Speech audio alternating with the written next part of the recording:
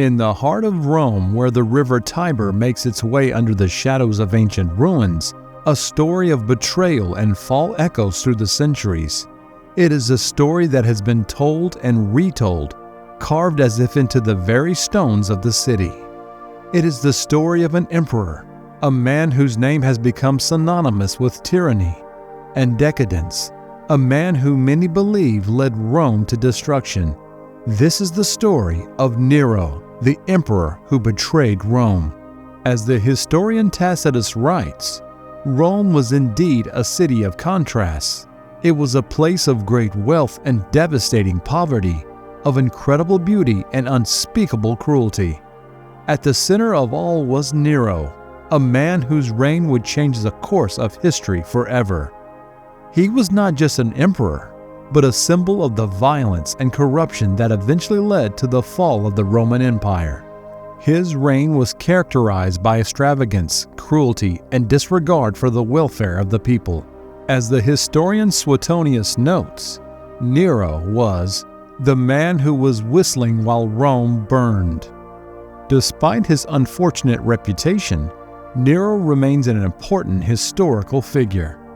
His life and reign continue to fascinate historians, scholars, and all those interested in the complexities of human history. The rise of Nero.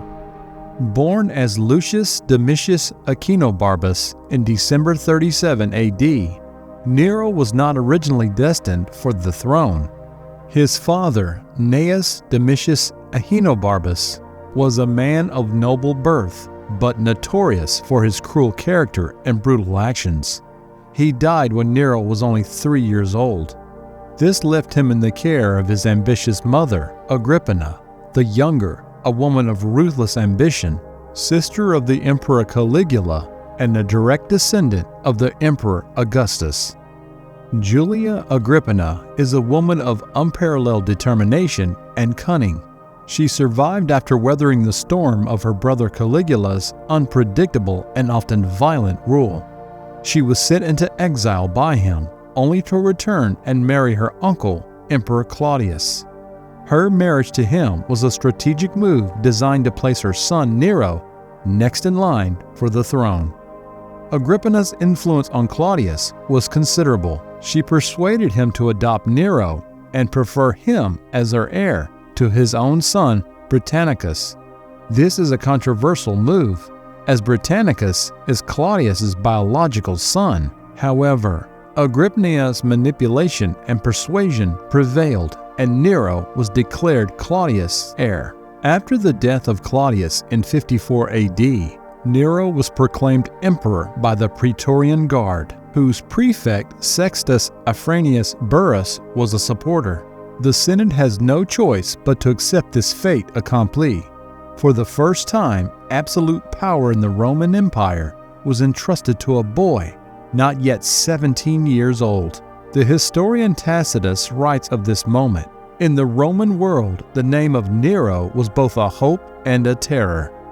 The young heir to the throne was seen as a ray of hope, a symbol of a new era, but there was also a sense of dread, a fear of what this young and inexperienced ruler might bring.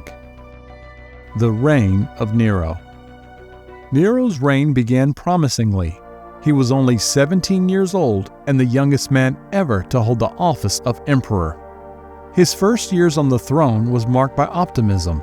He reduced taxes, gave the Senate greater independence, and encouraged the arts.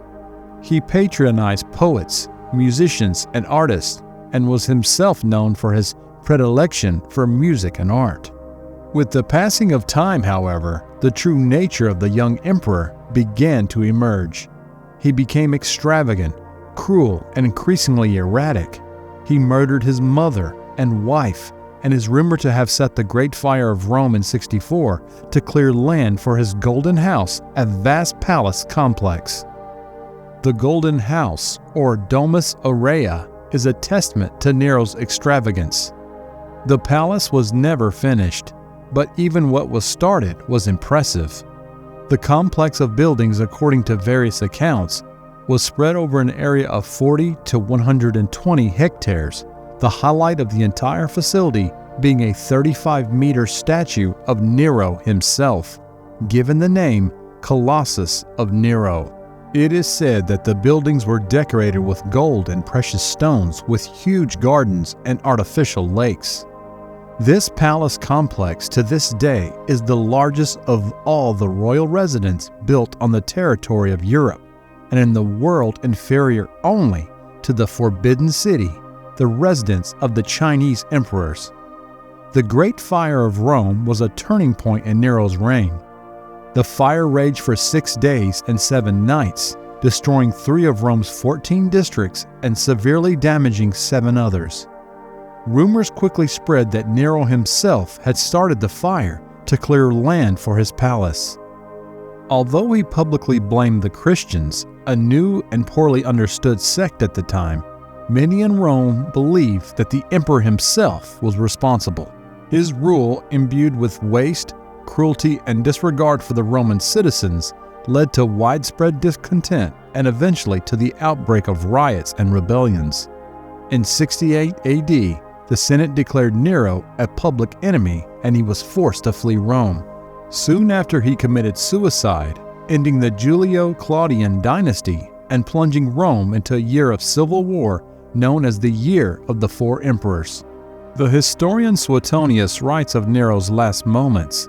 Abandoned by all, he fled Rome and took refuge in a villa outside the city. There, with the echo of approaching horsemen in his ears, he committed suicide. Nero's death marked the end of the first dynasty of Roman empires. It plunged Rome into chaos and civil war as generals and politicians fought for power. This period witnessed the rise and fall of 3 short-lived emperors before the establishment of the Flavian dynasty under Vespasian. The private life of Nero, a saga of drama and tragedy.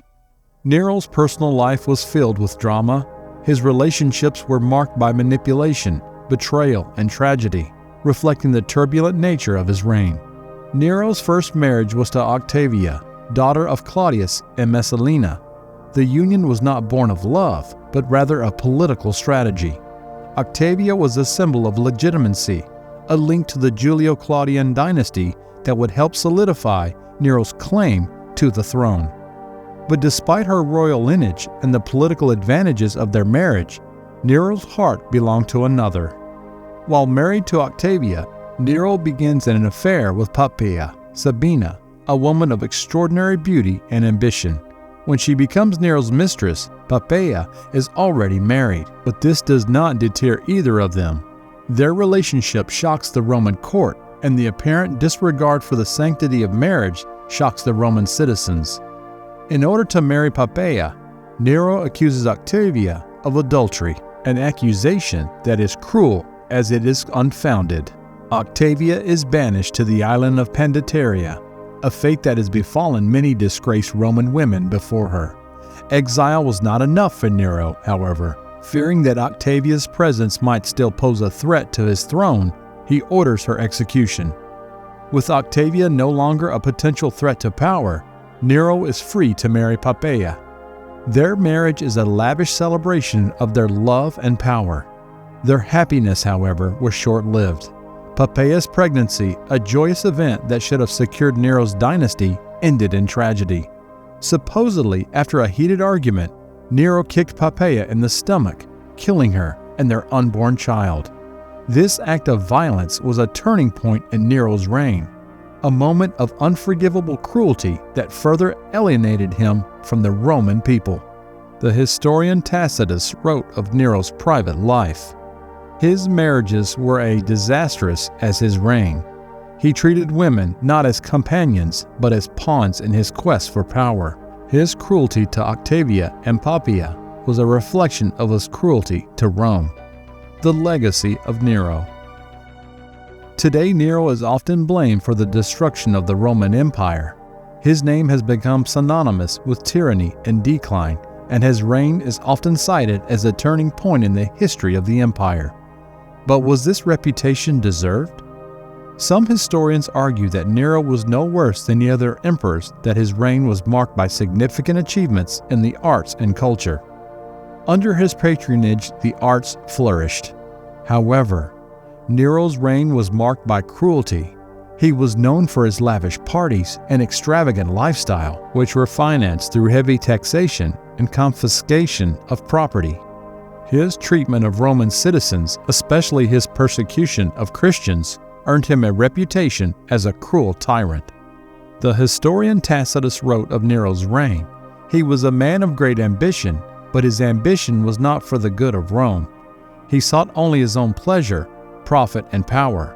He was willing to sacrifice the welfare of his people to achieve this." Others argue that it was Nero's profligacy that hastened Rome's decline. His neglect of the Senate and manipulation of the political system undermined the stability of the empire. Furthermore, Nero's suicide and the ensuing year in chaos and civil war weakened the empire and made it very vulnerable to external threats. This period is often pointed to as the beginning of the end of the Roman Empire. If you like what we do, tell your friends about our channel.